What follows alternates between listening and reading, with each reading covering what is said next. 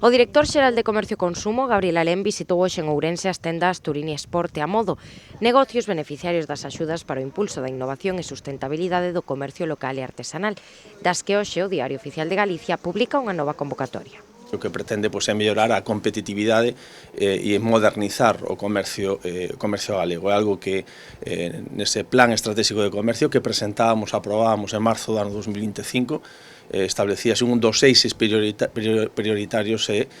para un comercio que está a pasar por tantas dificultades, ese gran reto que é o comercio en línea, pero un comercio que tanto nos dá as nosas rúas, das nosas vilas e das nosas cidades, pois un dos eixes prioritarios é mellorar esa modernización, darlle ferramentas para ser cada vez máis competitivos. A orde deste ano inclúe novidades que buscan, entre outros fins, chegar a máis negocios beneficiarios.